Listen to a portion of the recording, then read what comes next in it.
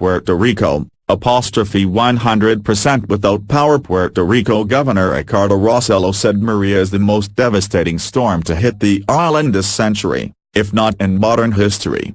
The island's energy grid took such a severe blow from Maria that restoring power to everyone may take months, he told CNN. The U.S. territory has been through a long recession and is deeply in debt and has a state-owned power grid that is a little bit old, mishandled and weak, Rossello told Anderson Cooper 360. It depends on the damage to the infrastructure, he said. I'm afraid it's probably going to be severe. If it is, we're looking at months as opposed to weeks or days. Retired Army veteran Manuel Torres called the devastation of Maria the worst he'd ever seen. His mother's house in La Perla, an oceanfront community in Old San Juan, was completely destroyed. Emerging after the storm had passed, Torres found their three-story home reduced to 2 stories, and was missing a roof. Angela Magana, a UFC fighter who lives in the area, said neighbors were helping each other.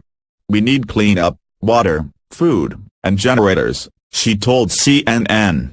There are a lot of old people here who are going without necessities. We need to rebuild and restructure, and we need prayers. Any kind of help we can get because it's a mess right now. While the winds have subsided as the hurricane continues to move to the northwest, continued heavy rain in the mountainous country means there is still heavy flooding. The National Weather Service in San Juan tweeted in the early hours of Thursday that the island is now completely under a flash flood warning. If possible, move to higher ground now. The Weather Service also tweeted, catastrophic flash flooding continues with multiple flash flood. The island's airports are closed until Friday if not Saturday, CNN's Derek Van Dam said, pending proper inspection. U.S. President Donald Trump sent a message to Rossello via his verified Twitter account, saying the U.S. government is with you and the people of Puerto Rico.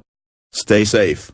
Dominica, nation in survival mode. At least 14 people are dead after the hurricane barreled through the island nation and many of those who survived have gone into survival mode, Charles Jong, a spokesman for Dominica Prime Minister's office, told CNN. Jong said he had exhausted his supplies of food and water, and that there was widespread looting on the island.